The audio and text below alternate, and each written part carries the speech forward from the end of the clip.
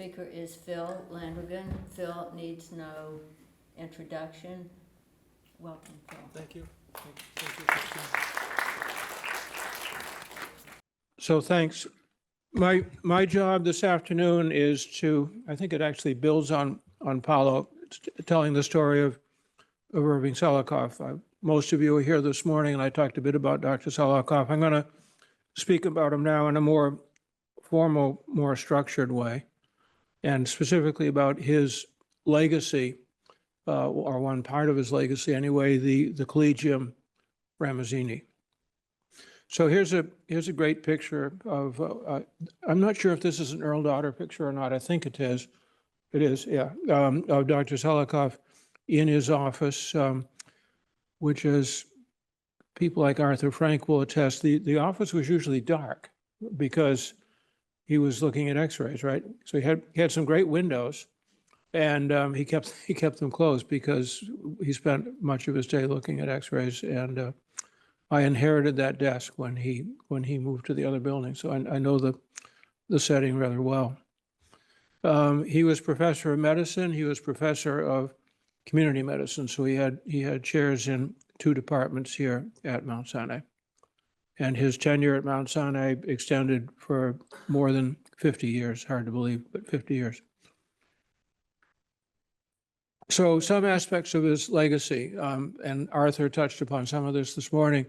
In 1955, he won the Lasker Award, which is some people have referred to as the Nobel Prize of Public Health, for his use of isoniazid in the treatment of tuberculosis, the first TB drug.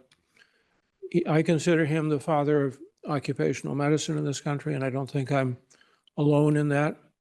He, of course, wrote the key papers that we heard about repeatedly this morning and that we'll continue to hear about for the rest of our days, linking asbestos to cancer. They weren't the first papers. The earliest reports of asbestos and cancer went back to the late 19th century, but he really nailed it for an American audience and took something that had been a medical curiosity and moved it to center stage.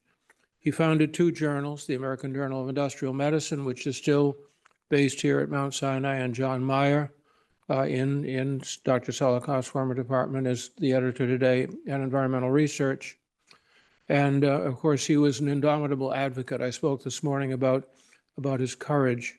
A little anecdote, which I recounted to Raja when we were down at the World Trade Center yesterday, is the story of the summer snow.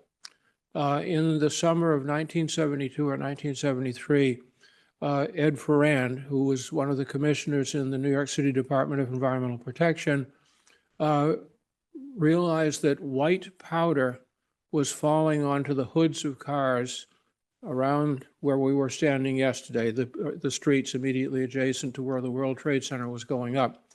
And he was afraid that it might be asbestos. And it turned out that what was going on was that the workers were spraying an asbestos slurry, sort of a semi-liquid asbestos paste. They were using pressure hoses to spray it onto the steel beams as the 2 towers were going up. And some of the asbestos hit the beams, but not all of it, and some of it just shot out. And since there was no skin on the building at the time, it came down into the city streets, and that was the summer snow that was on the cars. Well, Selikoff didn't just see that as an interesting curiosity to be noted and recorded. Instead, he took that information. He went to the mayor of New York at that time, John Lindsay, and within a very short period of time, Lindsay banned the spraying of asbestos in New York. So spray-on asbestos was banned here in New York City a year or 2 before it was eventually banned across the USA by the Environmental Protection Agency. It was just a small example of how Selikoff moved from clinical and scientific observation and immediately, without a nanosecond in between, sprung into advocacy and brought about beneficial change. And as you've heard multiple times, and I myself am one of the beneficiaries of the fact that he was a gifted teacher. Now, the Collegium Ramazzini was an entity that Dr. Selikoff founded in I think was officially founded in 1982. It's physicians and health scientists who are dedicated to occupational and environmental medicine. And he founded it with an Italian professor, Cesare Maltoni, who was an oncologist and pathologist at the University of Bologna. And what brought Selikoff and Maltoni together was vinyl chloride, the plastics chemical vinyl chloride. Vinyl chloride monomer, which is a gas which is then reacted to form polyvinyl chloride. Vinyl chloride monomer is nasty stuff. It is a powerful carcinogen. Selikoff had gotten involved in investigating a cluster of 4 cases of cancer of the liver in chemical workers in Louisville, Kentucky, who were exposed to vinyl chloride monomer. And he discovered that at exactly the same time, Maltoni, who did animal work, was exposing rodents to vinyl chloride monomer, the gas, and seeing exactly the same cancers in them, a very rare tumor called angiosarcoma of the liver. The two of them clicked with each other. They were both under assault by the industry, and a light bulb went off, and they both said to each other, we need to form an independent association that is independent of the industry and speaks truth to power. And hence they founded the Collegium Ramazzini, which is named after Professor Bernardino Ramazzini, who's considered the father of occupational medicine. He was a professor of medicine in Italy, in the University of Modena and Padua in the early 1700s. And what was unique about Dr. Ramazzini was that he didn't just sit in his office and review charts. He actually went out to workplaces, interviewed workers where they were exposed, and wrote careful reports describing the hazards of workers on their jobs. And today the Collegium is comprised of 180 physicians and scientists. They're brought in from more than 35 countries, and every one of them is elected to membership in the college. And to this day, the Collegium Ramazzini remains fiercely independent, free of commercial interests, and is not afraid to speak truth to power.